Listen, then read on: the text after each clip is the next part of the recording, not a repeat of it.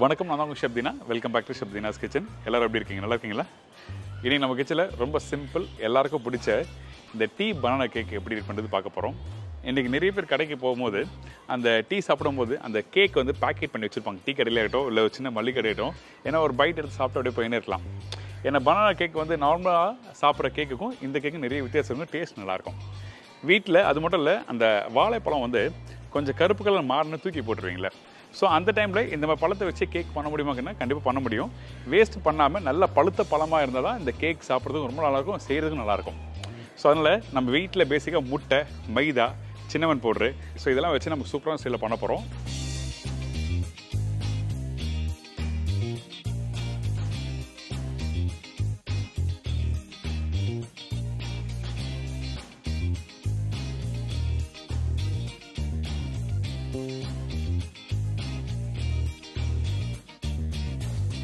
இந்த ரெசிபி எப்படி பண்ணுறது பார்க்க போகலாம். அதுக்கு முன்னாடி நம்மக்கிட்ட இருக்க இந்த அகோரோ அவனை யூஸ் பண்ணி தான் இந்த கேக் பண்ண போகிறோம். அது மட்டும் இல்லை, நம்ம வீட்டில் நார்மலாக இருக்க கடாயிலையும் பண்ணலாம். ஆனால் அவனை வச்சு பண்ணும்போது என்ன அட்வான்ஸ் கிடைக்கும், என்ன ப்ளஸ் பாயிண்ட் கிடைக்கும், இந்த மாதிரி நிறைய விஷயம் நம்ம பார்க்க போகிறோம். வாங்க இந்த ரெசிபி எப்படி பண்ணுறது பார்க்கலாம். இப்போது தேவையான பொருட்கள் பார்த்துட்டு அதுக்கப்புறம் பார்க்கலாம்.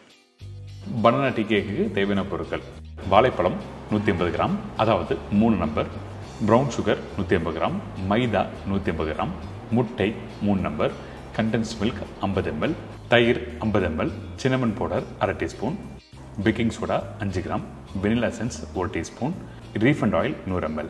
இதுதாங்க பனானா டீ கேக் தேவையான பொருட்கள்.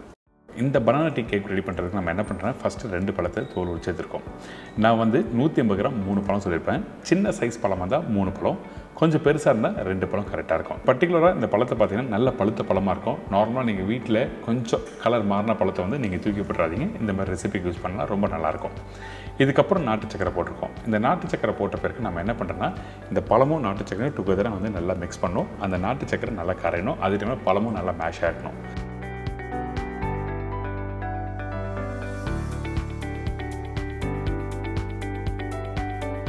உடச்சி வச்சுருக்க 3 முட்டை போடுறோம்.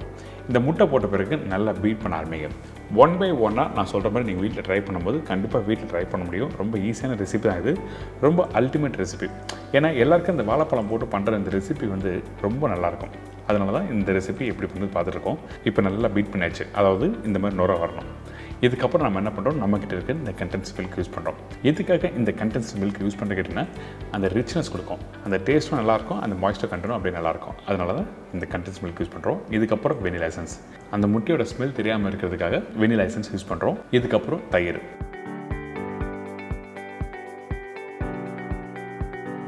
இதெல்லாம் போட்ட பிறகு நல்லா பீட் பண்ணுங்கள்.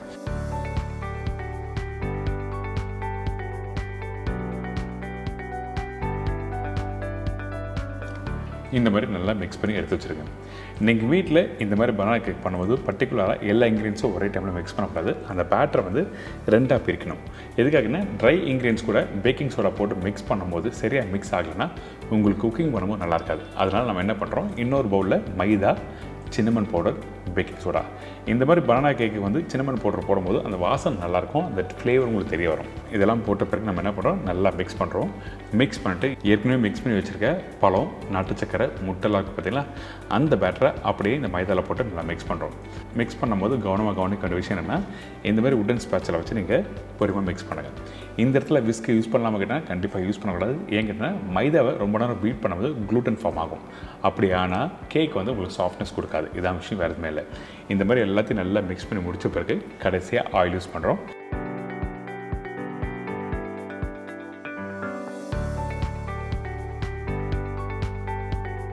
இந்த ஆயில் போட்ட பிறகு திருப்பி நல்லா மிக்ஸ் பண்ணுங்கள். அவ்வளோதான். இந்த பேட்டர் ரெடி பண்ணுறதுக்கு அதிகபட்சம் ஒரு 5 to 10 minutes டைம் எடுக்கும். அவ்வளோதான், ரொம்ப சிம்பிள். பேசிக்காக பார்த்தீங்கன்னா இந்த ரெசிபிக்கு வந்து பேக்கிங் சோடாவும் கண்டென்ஸ் மில்க் மட்டும் தான் வெளியே வாங்குற மாதிரி இருக்கும். மற்ற எல்லா இன்க்ரீடியன்ஸும் வீட்டில் இருக்கும். இதுக்கப்புறம் நம்ம என்ன பண்ணுறோம், இந்த மாதிரி கேக் மோல்டு எடுத்துங்க. இந்த மோல்டில் நம்ம என்ன பண்ணுறோம், ஃபஸ்ட்டு பட்டர் அப்ளை பண்ணுறோம், கொஞ்சம் மைதா டஸ்ட் பண்ணிவிட்டு அதுக்கப்புறம் எக்ஸஸாக இருக்க மைதாவை லைட்டாக தட்டினீங்கன்னா வெளியே வந்துடும்.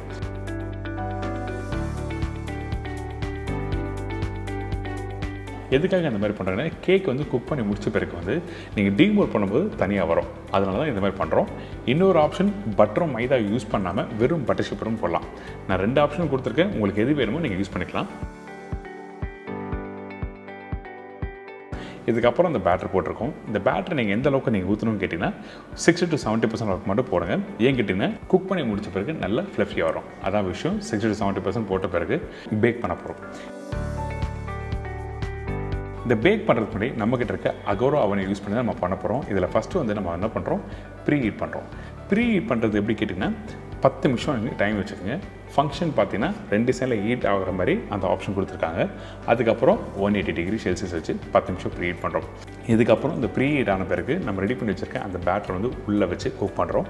இப்போ இந்த கேக் குக் பண்ணுறதுக்கு டைமிங் எவ்வளோ நேரம் ஆகும் கேட்டிங்கன்னா 25லேருந்து 30 நிமிஷம் டைம் இருக்கும்.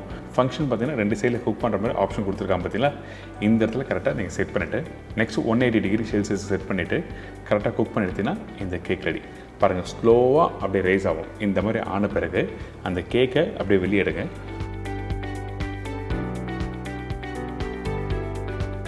கொஞ்சம் ரெஸ்ட் விடணும். அதாவது ஒரு மணி நேரம் நல்லா ரெஸ்ட் விட்டுட்டு அதுக்கப்புறம் டீமோல்ட் பண்ணி அந்த பேப்பர் எடுத்துகிட்டு கட் பண்ணி எடுத்து சர்வ் பண்ணால் ஒரு சூப்பரான பனானா கேக் ரெடி.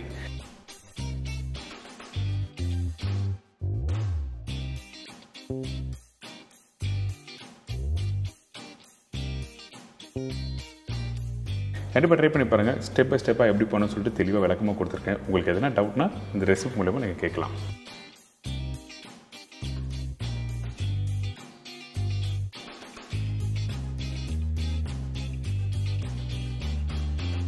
எனக்கு இன்றைக்கி ஒரு சூப்பரான ஸ்டைலில் பண்ணுறேன் பனானா டீ கேக்கு எப்படி ரெடி பண்ணி தெரிஞ்சிருக்கோம். ட்ரை பண்ணி பாருங்கள். எல்லாரும் நீங்கள் வீட்டில் பண்ண முடியும். ரொம்ப சிம்பிள் தான்.